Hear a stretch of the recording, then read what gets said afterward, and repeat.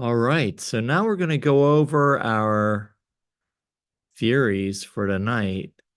Um, I think that uh, there are a lot of theories, but they're all behavioral theories for tonight. And like I said, um, I really only review these theories because they might be on the comps, they might be on the national counseling exam. I'm going to go over parts of the theories that I think might be on specific questions on the exam. Every time students take the exam, I'd like to make sure that whatever we teach or whatever's on the exam, we cover in our classes. So whatever classes I'm teaching, I ask students, did we cover everything in that section or did we miss something? If we didn't include something, I make sure to include it in the next class. Um, and uh, and that's why we have tonight's class, basically, to cover all of the behavioral theories that might show up. It's good to know these, um, but very, very few counselors use these. Um, and they're more kind of psychology theories than counseling theories. Um, I think that not a lot of people use multimodal. Uh, they might use it for like an intake assessment. Um, I guess Bandura's theory, social learning theory, that's probably the closest one to some of the concepts we use. It's good to know the concepts. He doesn't have a lot of therapeutic techniques. He has more like research topics like self-efficacy, things like that. Career theory uses social learning quite a bit. A guy named Krumboltz applied social learning theory. Lent, he applied social learning theory to career. So I think career uses Bandura the most. Um, but you'll get that in career, Krumboltz and Lent. Okay. So if you had an undergrad psych class, probably either had Freud or behavioral, whichever the person was into. And so I'm going to try to give you some stories about these that maybe they didn't cover in undergrad. So we'll see. So the basic concept of behavioral theory is based with John Locke's concept of tabula rasa. And picture it this way. So tabula rasa means blank slate, but technically it doesn't mean blank slate. Technically, it means erased slate, which is a blank slate. And so when they're talking about tabla, that's the translation for slate, but it's really the accurate translation is tabla, tablet. Okay. So when we think about, you know, a tablet or a slate, think about like the old one-room schoolhouses where they had, I mean, I grew up with the black slate chalkboards and the but we had, paper and pencil and before that they had inkwells and fountain pens and I still use fountain pens. Um, and before that, every student got a smaller slate tablet, okay, that they could do their math equations or write on, and then they would erase it at their desks. And you can still find some of these at different places, antique shops. And so that's where they get the idea of a slate tablet or a blank slate. Rasa means to raise and not to lift up, but the other meaning of raise is to demolish or wipe clean. And so, like, if you're going to raise a building, like raising a barn means building a barn, but raising a building means kind of demolishing it, wiping it away. And so it has like that weird dual meaning to it. And so tabla rasa, blank slate. It's like that old one-room schoolhouse slate tablet that's erased. So that's what John Locke used. And that's what, when he was a kid, and that's what he pictured our minds as. He pictured our minds as a blank slate, a blank tablet. No information is written on our minds when we are born. Now, today, you know, there's still classic psychologists that will argue this. I don't know why, but we know that we're born with some information or instinctual, uh, you know, things that are already included in our minds. And but we also know that we learn from the environment. So it's a mixture of both. And you know, so different animals have different instinctual abilities. So you may have seen an old psych textbook where, you know, uh, there's a floor that's kind of lifted up and it's solid. And there's a piece of glass over the solid floor and then a piece of glass out over nothing. And you see a baby goat, they're not walking out on the glass that's over nothing. They have that instinctual ability to recognize that, hey, I might fall. The baby, he just keeps going, you know? Uh, and I've seen this, you know. I have caught many of my children crawling off the edge of the couch to get a cookie on the coffee table, not realizing uh, true depth perception or the danger of it. Uh, but hey, since I had that psych class, I was ready for it. You know, there's no oops with babies. So uh, um, my wife will debate this with me, but you know, I was always nervous about holding babies, so I love holding babies, but always nervous. So I always had one hand grasping an ankle. So just in case I dropped one, I still had the ankle, you know, never touch the floor.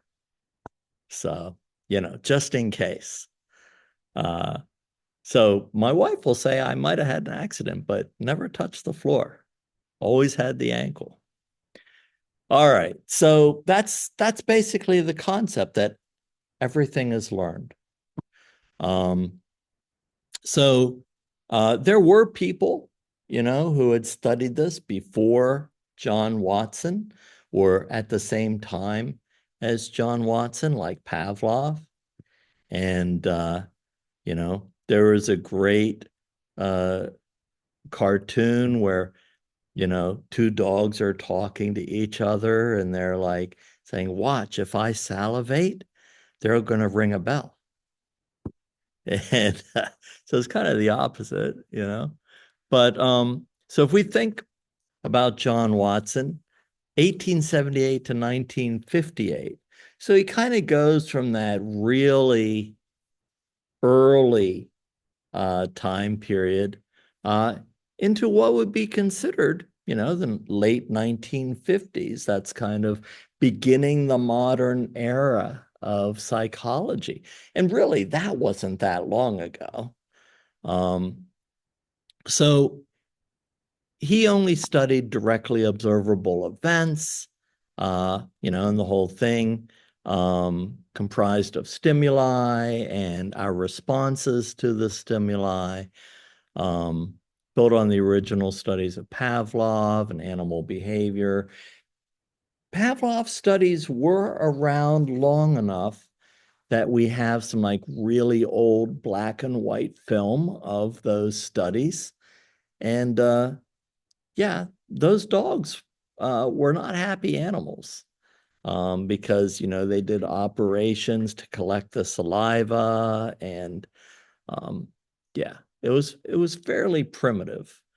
Um, so we all know that Watson's most famous experiment was on with an infant named Albert. So they called him Little Albert, 11 months old. Um, and if you've ever seen a picture of little Albert and Watson, and he usually has a female assistant in a lab coat by his side taking notes, and there's a little white rat in front of little Albert, and somebody's behind little Albert clanging cymbals or maybe doing something that might sound scary. And so Albert would associate the loud, frightening noise with the white rat. Eventually, you know, he would just be afraid of white rats, and then this would be generalized to any furry white creature. Could be a white rabbit that was substituted for the white rat. But anything furry. I used to make fun of my colleague, Jeff Samito, who had a big white beard. I'm like, wow, will Albert be afraid of Jeff? And as a matter of fact, they tried Santa Claus with little Albert. And because of the white beard, little Albert was afraid of Santa Claus. And so, you know, the crazy thing is that um, Albert's mom took little Albert and moved away before he could be desensitized to the stimuli. So everybody always wondered, well, what happened to little Albert? And so we did some research on this. And one time, Watson showed up many years later at a conference, and like APA conference, American Psychological Association. And somebody asked him, what do you think happened to little Albert? Do you think he was afraid of furry white creatures the rest of his life? And Watson said, based on his experience, that it wasn't extremely traumatic. It was just a loud noise. And it didn't go on. So the conditioning process didn't go on for an extended period of time. So he didn't believe it would have been permanent. And he thought if there were no more fearful events with similar stimuli, that it would eventually extinguish itself. So then another researcher tried to track down little Albert, and little Albert died at a very young age of an illness. So we never really know what would have happened. Um, but that's in case you were wondering what happened to little Albert. All right, so here's what I think the most interesting thing is. Uh, and this is not in the textbooks, but so that assistant who was always helping Watson out. Watson was married, but he had an affair with his assistant. And this was a scandal uh, because, the time period, and it's not ethical no matter what period you're living in. But, you know, he got basically there was so much criticism and everything about ethics that he had to leave psychology for a while. And so he left academia. And if you could think, okay, classical conditioning, what would be like the perfect job for the person who helped to found classical conditioning? Any guesses? Advertising. Yeah. So when you look at any of our contemporary ads, they all include classical or operant conditioning. And so he was also having an influence in the advertising world. He was never a big success in advertising, but even today, you can see the influence uh, of conditioning on advertising. And so they will even create, I don't know, marketing surrounding certain products to sell the products. So they did a study in Germany, I don't know, 20 years ago about advertising and cars. So if you think 20, 30 years ago, maybe you're not even that old, but think back to some of those early types of cars and the advertising that they might have used. What kind of European car would have been advertised for safety? If you have a family and want to keep them safe, what kind of car would you use? Today it's a Subaru. They advertise for safety. What's your thoughts back then, maybe 30 years ago? Volvo. Yeah, that was really the first one that really focused on advertising and safety. And it did come up with a lot of original safety components for that car, especially the Volvo station wagon. Uh, what so what European car was seen as kind of, if you were a male and wanted a date, what kind of car would you buy in Germany?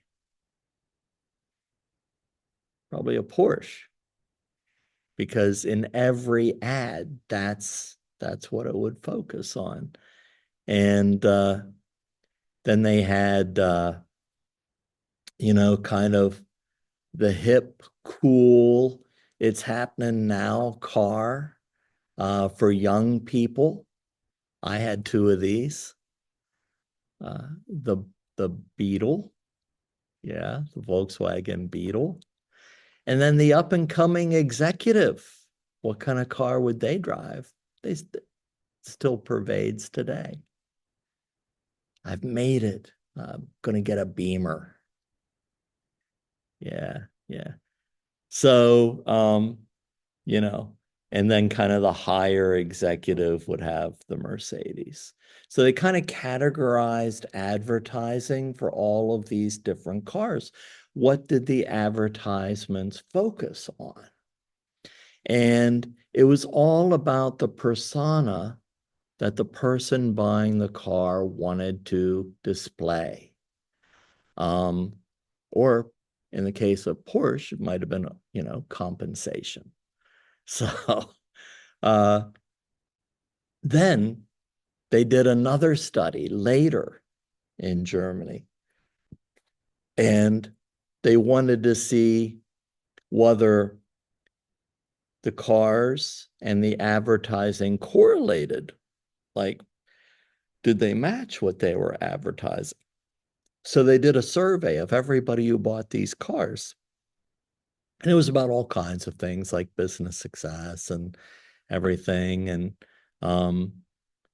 families and sexuality. And yes, Volvo correlated with having a family, so that was on target. Beamers and Mercedes correlated with people who were highly focused on business and success. But then they asked the question about sexuality. And out of all the cars that I just mentioned, which one in the survey did correlated with the most sexuality? Which one do you think? I'll tell you, Porsche was the lowest, so we know that that was compensation. What was the most? It wasn't the Volvo. They already got 4 kids. Nothing's happened. I slept with my 5-year-old last night. All right, so it was the Volkswagen Beetle, of course. Yeah. Huh? See, that's it. That's it. All right. So, but you get the idea. You get the idea. Even today, look at advertisements and just think about conditioning, whether it be classical conditioning or operant conditioning. What are they actually selling in the ad? Yeah. It's often not the product. All right.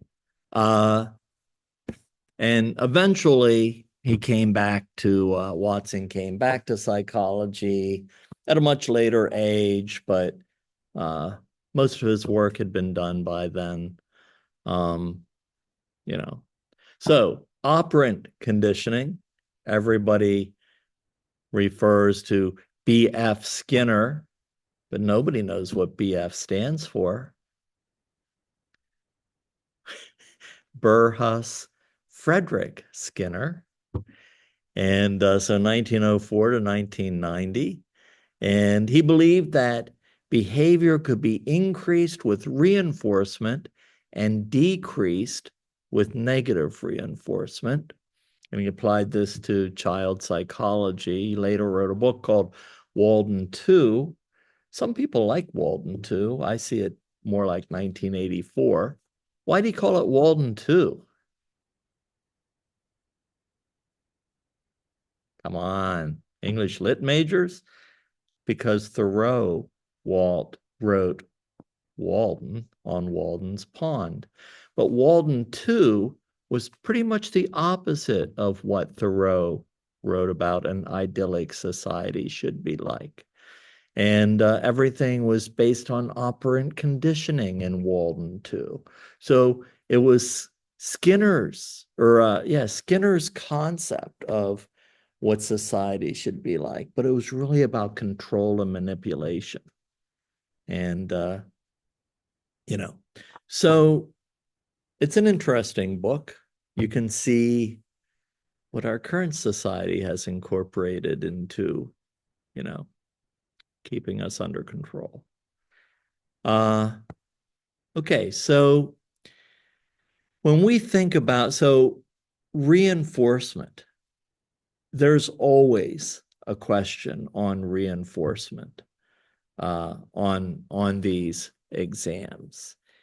And if you're face to face, you can pull up our page, but if not, you can look at it later. But I'm going to pull up our little reinforcement chart. And so basically, whether you have a screen or not, there's a little window, and across the top they have positive and negative, and across the left side they have reinforcement and punishment, and then they have 4 squares. And if you match up positive and reinforcement, that's positive reinforcement, first square.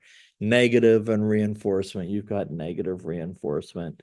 Down on the bottom, positive punishment and negative punishment. But this is what people get confused about on these exams. And the word positive doesn't mean good, and the word negative doesn't mean bad. it's a plus sign and a minus sign. That's positive and negative. So a plus sign, we are giving something. A minus sign, a negative, means we are taking something away. And that's what everybody gets confused. It has nothing to do with good or bad. And so if we think about positive reinforcement, so I think about reinforcement as good, and I think about punishment as bad. So positive reinforcement, you're giving something good so that the behavior will continue. Okay. So an example would be, teachers in class, everybody's behaving the first half of the day, and kids are doing great. Wow, it's lunchtime. You all did a great job. You were focused. You did your work. Nobody was acting out. I am going to give you an extra 15 minutes of recess, something that they enjoy. Positive reinforcement. All right. It's the end of the day. And they were good the rest of the day, too. They focused on their assignments. Nobody acted out. And would somebody mind shutting the door, please? Anybody? Thanks. And so nobody acted out. It was a great second half of the day, but there's no more recesses left. But I want to reward the students because they did a great job. So I'm going to use negative reinforcement. Nobody likes doing homework, so I'm going to take away something that they don't like. So basically negative reinforcement. They're going to be happy. No homework. Okay. So the next day, oh, they had a great day the day before, but now everybody's wound up. It's Friday and first half of the day, and nobody's behaving, nobody's focusing, and, so they have to have a consequence. Positive punishment. Well, everybody has to do 10 extra problems before they're allowed to go to recess. So I'm giving them something they don't like. So second half of the day, it continues. Everybody's still disruptive. Nobody's paying attention. Nobody's doing their work. And, so there has to be a consequence. So negative punishment is taking away something that they like. Okay. So, could be that Monday we're going to not have our first recess because nobody behaved or something like that. It's probably not a great example, but you get the idea. So just remember, reinforcement is good, punishment is bad, positive is plus, negative is minus. So that's just basically how to remember that concept. I don't particularly like reinforcement. And the reason I don't is simply because it doesn't work over the long term. So think about it this way. I've tried positive and negative reinforcement. Punishment never works. It works for the time being. It works as long as it can be reinforced. But when the punisher is not there, when the consequence disappears, the negative behavior returns. So, in fact, it may return even more so because nobody's happy that they got punished for it. So punishment almost never works. Reinforcement works a little better, but people look forward to a reward. So, for instance, I used to try to give my kids an allowance for doing certain chores. But if I would ask them to do something that was not on the chore list, they wouldn't want to do it unless I gave them a reward. So I quickly learned that I'm not going to teach them that they need to be paid for everything. There are certain chores that every member of the household has to do to contribute to the family, you know? So it's more of a personal responsibility so that we can be a happy, functional family. So I switched my entire um, concept of, uh, basically motivation. I guess that's what it is, motivation. Um, to how am I going to create internal motivation, which is wanting to do something without an external validation, instead of external motivation, which is only doing things for a reward. And that's what's important. We have to create internal motivation. So later, when we talk about Albert Bandura, we'll talk here about self-efficacy, and that's directly related to internal motivation versus external motivation. So, I think that a lot of times schools or classrooms use things like token economies or things like that. All that does is create external motivation. It doesn't actually create internal motivation. So when there's no reward, is somebody going to do extra homework? Is somebody going to study on their own or investigate things or love learning? So it's almost like I used to give exams that where people had to memorize everything. But if something wasn't on the exam, the students didn't memorize it. And I'm like, why are you here? Are you here to get an A? Or are you here to be a good therapist? You know? So there was no internal motivation, even though you're in grad school and this is supposed to be something you love. But, so I stopped giving exams where you have to memorize specific terms or meanings, and everything is application now. Uh, so, I think because today we've got kindergarten to 12th grade. And then if you go to college, you've got 4 more years.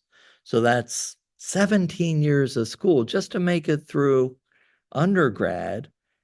And it's all about memorizing things for tests. Whereas other countries, everything is application of knowledge.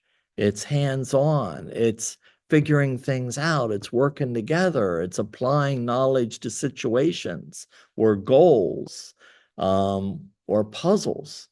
And there's a vast difference in the way we learn.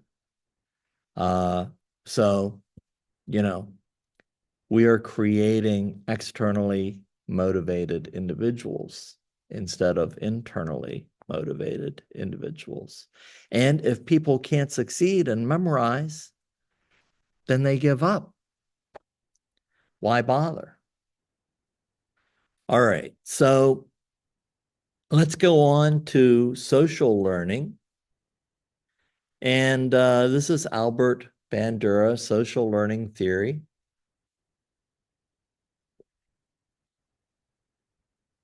I met him a couple times, super nice guy, really boring. Um, so, you know, uh, but I think my problem with social learning theory is that there are certain concepts that are highly original, like self-efficacy. But 80% of this theory is stating the obvious. I mean, there's a reason why other theorists didn't didn't talk about observational learning. It's because they thought it was obvious. So, why am I going to write about something that's obvious?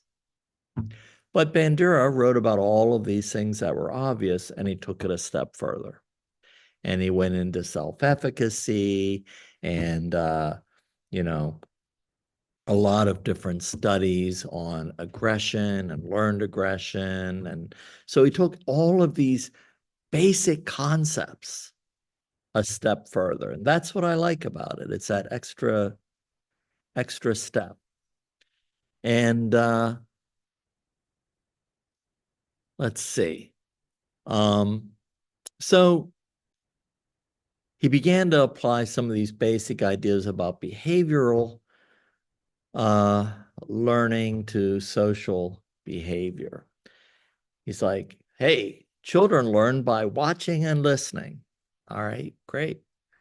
Uh, and adults model for them, and kids imitate that. And so that's called observational learning. And so then social learning theory relates directly to social cognition, thinking, equaling, leading to behavior. But my favorite concept is self-efficacy, and that's beliefs about our own abilities. So for years and years, when I was in school, when I was a school counselor, the buzzword was self-esteem. How do we help students have more self-esteem? And that led to a lot of aids helping students, or basically not differentiating learning environments within a classroom, like teaching to the middle, things like that.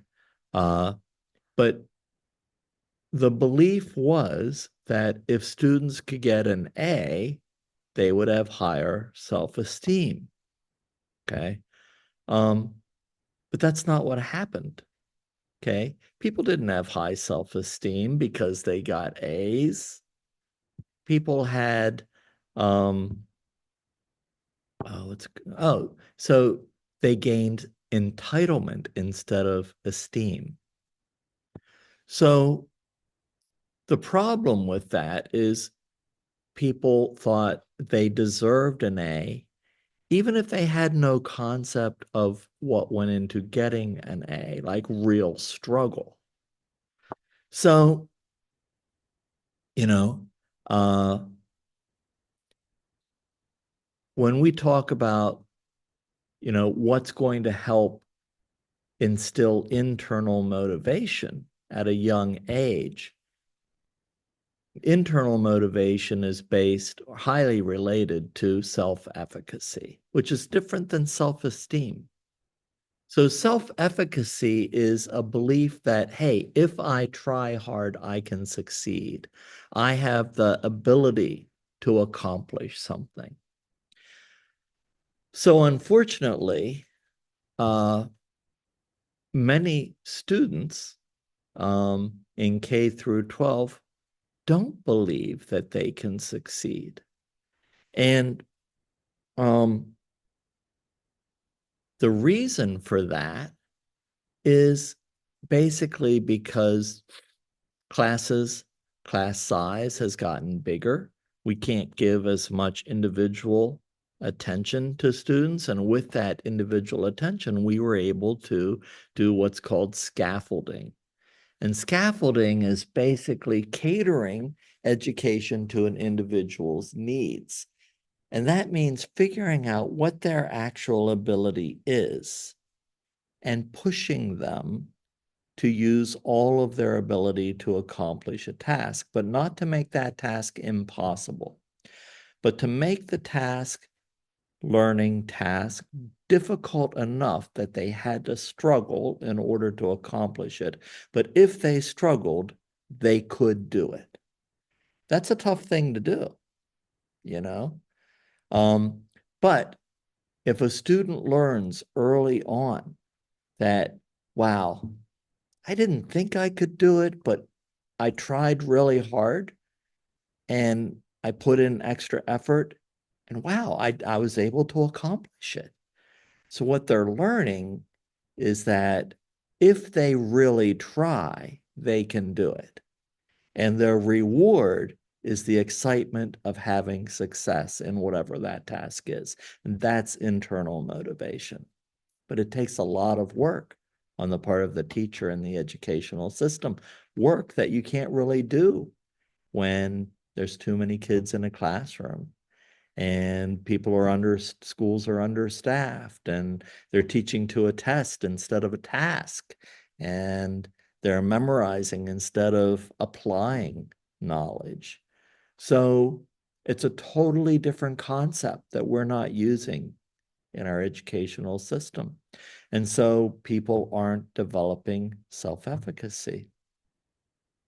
So, and if you don't develop self-efficacy, if you don't believe that you can accomplish something, then you're not even going to try. You're just going to give up because why bother? Why not just give up? I'm not going to be able to succeed anyway.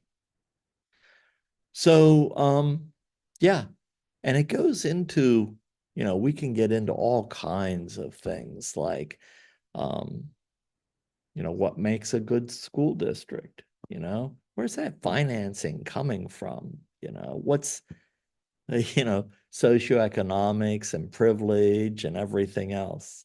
It's done very different in other countries. It doesn't matter. Like my friends moved to Europe and I'm like, oh, how'd you decide to live there? Was it a good school district? They're like, what are you talking about? They're all good school districts because they all get the same funding. It doesn't matter where you live. It's all equal. So it's a very different concept. Um, and since about, I don't know, 1960 or so, our educational system has really gone down on the world charts as far as, you know, uh, good education, test scores, things like that. So even though we teach to a test, when other countries teach by applying knowledge to a task, they score higher on the tests. It's a different way of learning. All right, so that's self-efficacy. And totally buy into that and internal motivation. There's a whole nature nurture kind of thing, uh, nurturing, we learn through our environment. Uh, nature, we're born with it. It's not an either or, it's a little bit of both. Um, let's see what else. So there are some terms that I put in the notes that might show up on these larger exams. Vicarious reinforcement is the observation of praise or punishment of others and the application of those observations to one's own actions or belief. It just means that if we see somebody else being punished for something, we're probably not going to do it. If we see somebody being rewarded for something or praised for something, we might try it. So it doesn't actually have to happen to us in order for us to understand that. We can learn vicariously through observing other people's experiences. Reciprocal determinism, it simply means that not only does the environment alter us, but we also alter the environment. And I think that's much more accurate than just things happening to us. It's a cycle.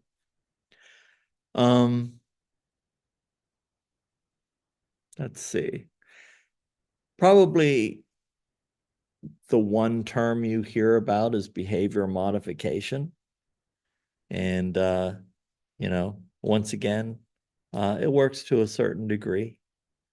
But it's probably not long lasting, you know. Um, I guess the number one thing that is debated on Facebook with, punishment or reinforcement is spanking, you know. And of course, the reaction is, well, I was spanked and look how respectful I am. And then I usually have to respond, have you read your thread? So, all right. So those are the classics. All right. We're still going to talk about multimodal theory a little bit. And we've been here an hour, so if you need to go to the restroom or something, go ahead. But I'd rather just keep this rolling because we're recording it. But any questions about any of those classic theories? All right, so we're going to do multimodal theory. And this is the more contemporary theory. This is Arnold Lazarus, 1932 to the I think he's still alive. I don't know if he is or not. He's getting pretty old if he is, but so 1932 he was born. He was born in Johannesburg, South Africa. And so he tells about his childhood. When he was young, he was frightened and lonely, youngest of four children. Not a lot of children in his neighborhood. He began performing piano and he was kind of like a prodigy. He was really good at it at the age of 7. And he played until he was the age of 12. And he didn't see a lot of improvement at the age of 12, so he quit. Now, what he didn't realize is that most studies of prodigies show that they excel quite a bit at a young age, but around the early teenage years, they plateau and they have to kind of fight their way through that stuckness. And then they start improving again. So, I think that one thing he learned is that he didn't stick with it, but he could have. He gave up. And so sometimes he was picked on by some of the other kids. He took up boxing to kind of defend himself and to compensate. He studied psychology his whole life, MS in psychology, PhD in clinical psych. 1963, invited to work with Bandura at Stanford. And so that's his connection with the classical theorists. He worked with Bandura, he took up those concepts, and then he created his own. And he came up with what he called the basic ID.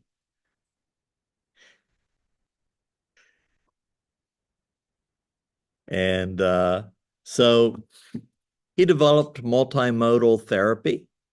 And so the one part everybody forgets about multimodal therapy is number one, technical eclecticism. I don't know. This is kind of like a cop-out.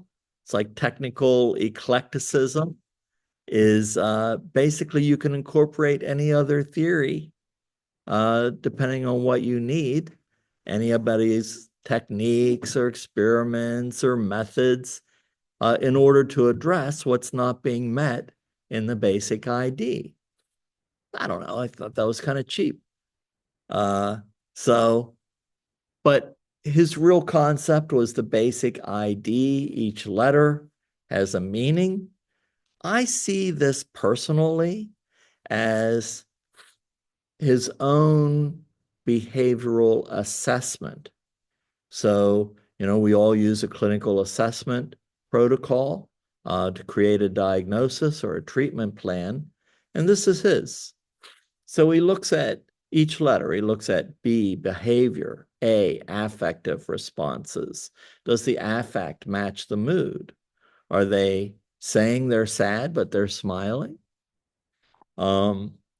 Sensations, images, what are they attracted to in those areas? Cognitions, interpersonal relationships. And in most cases, there are problems with interpersonal relationships if there are issues in cognitive areas or mood or whatever. But that's usually a big one.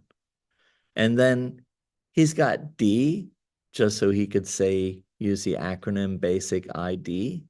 But D stands for drugs, but it also includes pretty much everything else that wasn't mentioned in the assessment. So that's kind of a catch-all as well. What made this theory popular for a brief amount of time is he was a really good therapist. So, that counts for a lot when you're making videos and writing about things and working with clients. And he had kind of like this, he was from South Africa and they kind of have like this British accent, and he's a good looking guy and very proper. And so he also made a video with Linda. So Linda's the client that came after Gloria. So Glasser made a video with Linda, and Lazarus made a video with Linda, and he did a great job, So he had his own theory. I see it more as an assessment. Then he used behavioral therapy to address whatever issues in the basic ID were not being met. But, I think he was just a good therapist, so he made it work. And people responded to it. So, you don't hear a lot about multimodal therapy today, but for, a good span of time, it was popular. I think you do hear a lot about Bandura, social learning theory. That has stood the test of time. And so I just want to talk about two more theorists that I use a lot. And but the book really doesn't go into detail with either one very much. So Wolpe, Wolpe, he worked with Jacobson. He came up with a whole protocol to deal with systematic desensitization. And that is still pretty popular with phobias. I have this book I used to hand pass around. And it was called The Pop-Up Book of Phobias. So you open the book and a giant spider pops up, or it looks like you're standing, really high on top of a building, or you open and there's like a really dirty bathroom, and it talks about the phobia. But so, so they came up with systematic desensitization. And so there's three responses, okay? So you should probably know these. But I want to kind of give you the DSM, my interpretation of what usually happens. So of course, phobias lead to fear, which results in anxiety. And so if you went down the ladder of emotions, you've got anxiety, but beneath the anxiety is fear. And you could be triggered by a number of different things. So what's there's two phobias that really expanded during the pandemic. What do you think they are? Germs is one. People, interactions, leaving the house. Yeah, so agoraphobia, leaving the house and interacting. Yeah. So those are the two big ones, and they're also related in some way. And so, and of course, the result is anxiety. But what I see usually happening is things start with these fairly general phobias. And if the anxiety rises to a certain level, they experience a panic attack. But the panic attack is a little different than anxiety related to a phobia. A panic attack takes on a life of its own because there's a shortness of breath. They think they're going to die. They might have a heart attack. There is fear of death and that physical condition, which is a little different. And after somebody has a severe panic attack, the phobia shifts. Yeah, they're still afraid of germs, they're still afraid of spaces or people or going out of the house or whatever. But the real fear is future related panic attacks. So they fear having a panic attack again. So the focus shifts a little bit. So, you know, so desensitiz there, let's go over the three things that he came up with. So desensitization. Okay, gradual imagined exposure to an anxiety-evoking stimuli. So it's very gradual. If I'm afraid of spiders, I'm going to imagine a spider in a cage all the way across the room. And gradually, I'm going to imagine that spider coming closer. In vivo desensitization, so vive la France, long live France. So viva means live. Okay, so in vivo desensitization means gradual exposure to an actual real life situation. So it's going to be a real spider in a cage across the room. So desensitization, gradual imagined. In vivo, gradual exposure to something real. And then my favorite, flooding. And either in vivo or imagined exposure to an anxiety-evoking stimuli for a prolonged period of time. So here's a tarantula, hold it. So unfortunately, even though, in my personal opinion, flooding works the best, it produces so much anxiety that nobody's going to insure you to do flooding. And you got to have physical in order to do flooding, and have the doctor's approval, the physician's approval saying that you can do flooding with this client, and it's a major hassle. I think it works best because 9 times out of 10, flooding, it's not that they get over their fear, it's that it produces a panic attack. I talk them through the panic attack and they survive. So they lose the fear, not of the spider, but of the panic attack. Yeah. So, but nobody does it. All right. The second thing Wolpe came up with that is not in the notes, but he needed something to go along with the desensitization process. Like, how am I going to help these clients calm down while we're going through the different types of systematic desensitization? And so he came up with stress inoculation. And stress inoculation is basically relaxation exercises with 3 components, likes things in threes. And so the first one is breathing. And, you're going to, breathe in through your nose, hold it, and breathe out through your mouth. It's going to be diaphragmatic breathing. So if you rest your hand on your stomach, or if you're like me, you can rest your hand on your stomach. And it should rise and fall as you breathe in deeply. That's diaphragmatic. It's not really with chest, it's more with your diaphragm. Singers sing from their diaphragm. And there's a new thing with this breathing exercise. And I think what it does is, the thing with breathing is not just to control your breathing.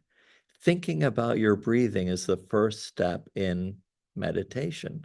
And so if you're thinking about your breathing, you're not thinking about the past, which leads to depression. You're not thinking about the future, which leads to anxiety. It draws you into the present. And that's the first step in true mindfulness. So breathing is really the first step in meditation. And it brings you into the present. And now they want you to breathe deeply. And at the end of the breath, take 2 short breaths in addition. Hold it a second and let it go. So it'd be like,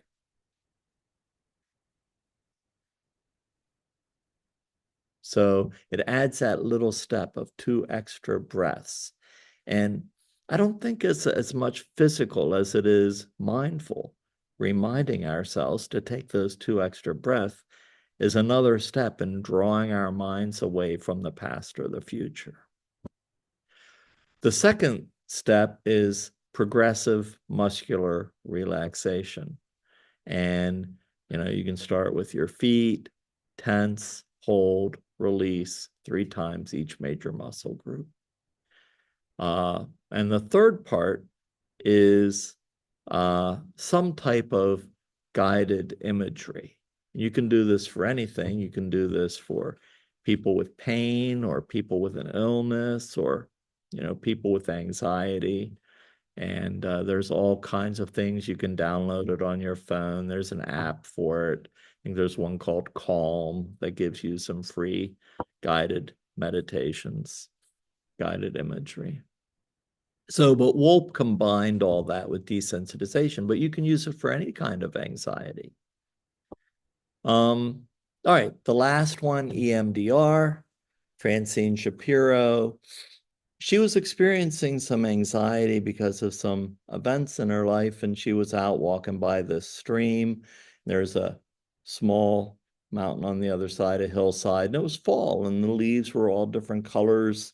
And she stopped and was looking at all of the different things on the mountainside, and her eyes were moving back and forth. When she went back home, she realized that she was no longer ruminating on those anxiety-producing thoughts. And she wondered about that. Was it because I had a nice walk in the fresh air? What's going on with that? But she remembered her eyes moving back and forth. And so it's hard for me to buy into these, new theories that have to do with eye movement or tapping or whatever it might be. I'm not an easy sell. And so I was teaching theories, and one of my previous students had gotten certified in EMDR, and I'm like, I don't buy into that, Joanne. So can you come and teach that? And of course, after she taught a little bit about EMDR, which has Likert scale questions 1 through 10 about your anxiety, imagining a safe place, doing the scaling question, then doing eye movement, moving your eyes back and forth, and imagining an anxiety producing thought, and then doing a scaling question, and then going through the cycle again, back to the safe place, back to the eye movement. You do that about 3 times. And so, of course, she did Jo Ellen was her name. Jo Ellen. She did the whole lesson and went into a lot of interesting stories. But then she wanted to demonstrate. Of course, nobody would volunteer. So she's like, Grafton, do you have a traumatic experience? And I'm like, no, I'm healthy. I don't have any traumatic experiences. And and then I thought about it, and I'm like, yeah, I guess I had one. So I guess back when I was like 19 or 20, I was going through India, and I was on like this 3-day train ride, and I had bought all my stuff at like Army Surplus, and I was a young guy back then. I was in shape. And so second night, I had made friends with this family on this train, and we had shared food. And even though they didn't speak English and I didn't speak Tamil, we were able to play cards, and I was holding their kids, and it was a good relationship, even though we couldn't communicate verbally. We were going through this area that had a lot of fighting and conflict, and the train stopped, and it was about 3 o'clock in the morning, and all of these soldiers who had just been in the conflict, who were pretty tense as a result of it, came on, and they saw me laying there in like military fatigues, and I'm the only white guy from America. And so, they dragged me out of bed and they were holding their AKs to my head and screaming, and things were escalating. And just when things were getting really heated, I thought I could get shot, because they couldn't understand me. This guy, this dad that I had been hanging out with, slowly stood in between me and the end of this soldier's rifle, which was like about there, and started talking very calmly with the guy. And then he pushed me back into the bunk and I laid down. And then the soldier laid down beside me with his rifle and he immediately went to sleep and I was up the rest of the night. So, so I used that. And, the next semester, I asked Jo Ellen to come back. And she's teaching the class and she's going to demonstrate. And she's like, by the way, Grafton, how did that work for you? And I'm like, I hadn't thought about it. I'm like, wow, I guess it did work. I haven't really thought about that traumatic event since you did that. I was pretty excited about it, but it worked in a way that I didn't even know it worked. So I bought into it.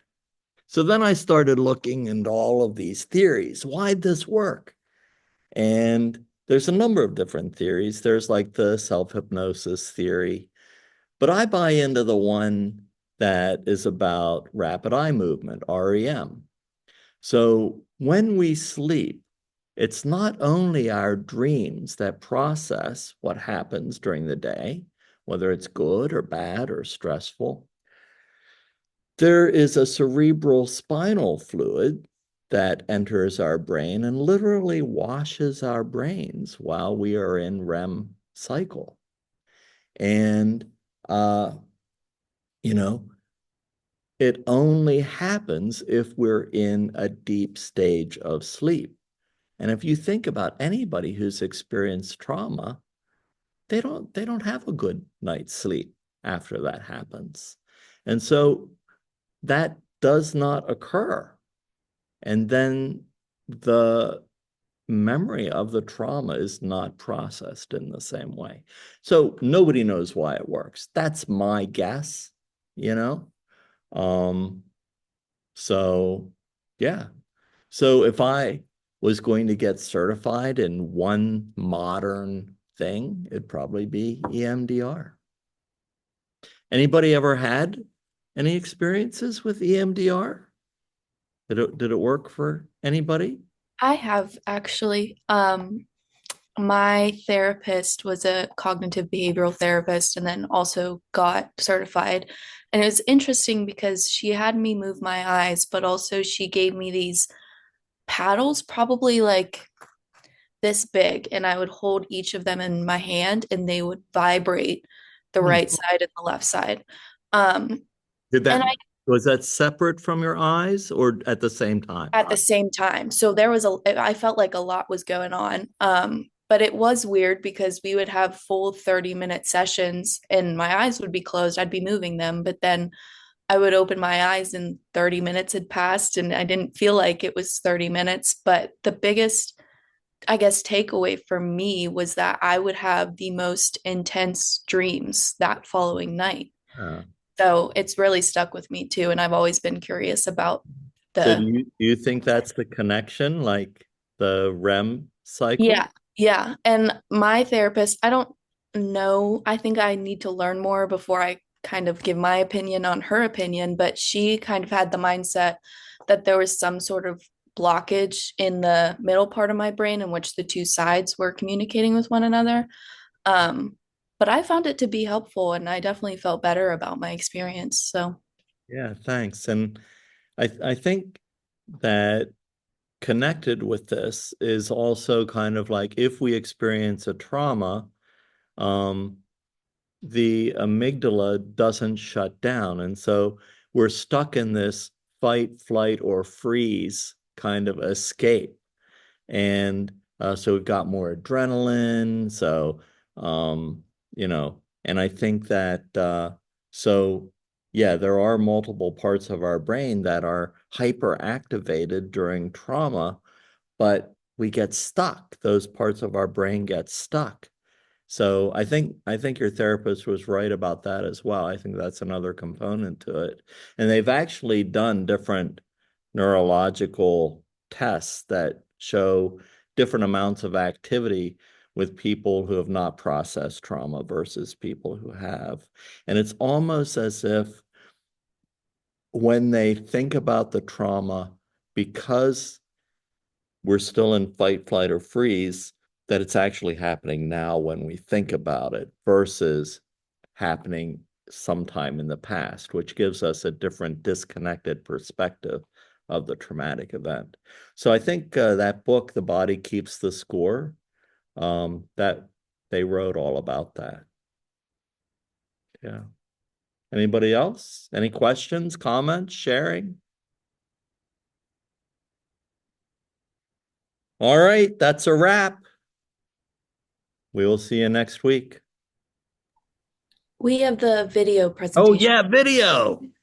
Video. Wow, it's already like 5:30. All right, let's do the video. Man, there you go.